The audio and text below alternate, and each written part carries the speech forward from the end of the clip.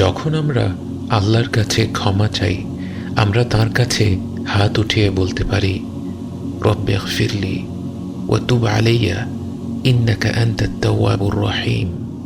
হে আমার রব, আমাকে মাফ করে দিন এবং আমার তওবা কবুল করুন। নিশ্চয়ই একমাত্র আপনি আত-তাওয়াবুর রহিম। আবু দাউদের হাদিসে বর্ণিত আছে, নবীজি সাল্লাল্লাহু আলাইহি ওয়াসাল্লাম কখনো কখনো এক বসায় এই দোয়াটি 112 পড়েছেন।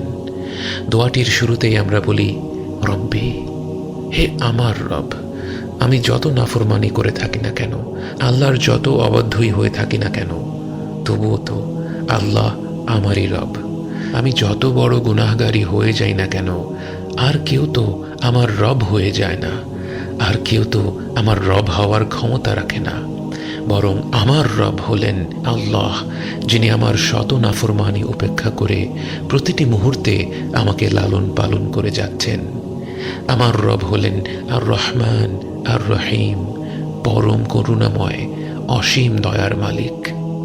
সেই মহাপরাক্রমশালী বিশ্বজাহানের মালিককে আমি শত গুনাহ করেও আমার রব বলে ডাকতে পারি, কারণ হে আল্লাহ, আপনি তো আমার রব, আর আমি তো আপনারই বান্দা।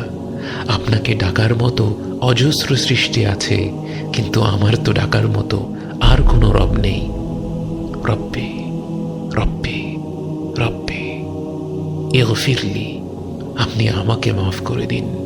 ওয়া তুব আলাইয়া, এবং আমার তওবা কবুল করুন। কেন? কারণ ইন্নাকা আনতাত তাওয়াবুর রহিম, নিঃসন্দেহে একমাত্র আপনিই হলেন তাওয়াবুর রহিম। আর তাওয়াব হলেন তিনি যিনি সবচেয়ে বেশি তওবা কবুলকারী, এবং আর রহিম হলেন যিনি সবচেয়ে বেশি দয়ালু। অর্থাৎ আমি নিজের কোনো গুণের উসিলায় আপনার কাছে ক্ষমা চাইছি না ইয়া রব, বরং আপনিই তো সবচেয়ে বেশি তওবা কবুল করেন এবং আপনিই সবচেয়ে দয়ালু। আপনার দয়া, আপনার রহমত, আপনার তওবা কবুল করার গুণের দিকে চেয়ে আমি আপনার কাছে হাত পেতে রই। আমরা আল্লাহর কাছে তওবা চাইলে আল্লাহ কি খুশি হন নাকি বিরক্ত হন?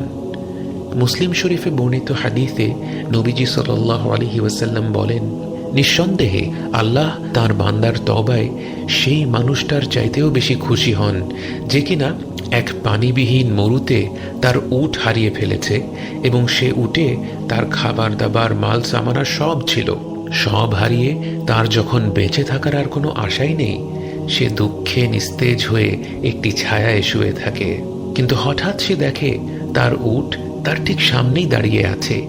সে তড়িঘড়ি করে উটের লাগাম টেনে ধরে আর অতি উল্লাসে মুখ ফুসকে বলে ফেলে, আল্লাহ, তুমি আমার বান্দা আর আমি তোমার রব। এই পর্যায়ে নবীজি সাল্লাল্লাহু আলাইহি ওয়াসাল্লাম হেসে ফেলেন এবং বলেন, লোকটা অতিরিক্ত আনন্দে এই ভুল কথাটি বলে ফেলে। নবীজি সাল্লাল্লাহু আলাইহি ওয়াসাল্লাম এরকম বিস্তারিত বর্ণনা দিয়ে এই ঘটনাটি উল্লেখ করেছেন যেন আমরা একটু চিন্তা করে উপলব্ধি করতে পারি বান্দার তওবায় আল্লাহ তাআলা কতটা খুশি হন। এমন একটি বস্তুর কথা চিন্তা করুন যা আপনার অত্যন্ত প্রিয়। হয়তো আপনার দাদা আপনাকে একটি কলম উপহার দিয়েছিলেন, অথবা আপনার নানি ইন্তেকাল করেছেন এবং তার একটি আংটি আপনাকে দিয়ে গিয়েছেন। হতে পারে বহুদিন ধরে টাকা জমিয়ে আপনি একটি নতুন দামি ফোন কিনেছেন। যে বস্তুটাই আপনার কাছে এই মুহূর্তে সবচেয়ে বেশি প্রিয়, সেটাকে এক মুহূর্তের জন্য কল্পনা করুন। এবার কল্পনা করুন একদিন প্রচণ্ড বৃষ্টি হচ্ছে, রাস্তায় হাঁটু পানি। আপনি সেই পথে রিক্সা চড়ে কোনো মতে বাড়ি ফিরছেন, আর অমনি ধপাস করে আপনার প্রিয় বস্তুটি সেই পানিতে পড়ে যায়। আপনি পাগল হয়ে সেই হাঁটু পানির মাঝেই নেমে পড়েন এবং তন্ন তন্ন করে সেই বস্তুটি খুঁজতে থাকেন।